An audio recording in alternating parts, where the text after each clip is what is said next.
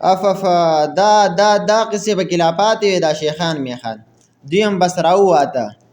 هغه خپل کار یې پرېښود وروره ښه په سنتو برابر ښه د سنتو مطابق او بیا هم دا کارونه نو دا کارونه خو زمونږ سره د مولیانو طالبانو او شیخانو سره دا شی نه خوند نه کوي که مولا طالبه مې زه ورته سوال کوم لږ په ځان کې حیا پیدا که لږ ځان کې غیرت پیدا که لږ سړیتوب زده کوي لږ ځان کې حیا غیرت پیدا کوي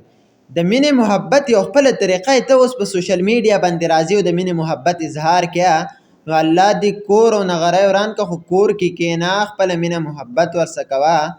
نو اوس سوشل میډیا ته یې څه له راوباسې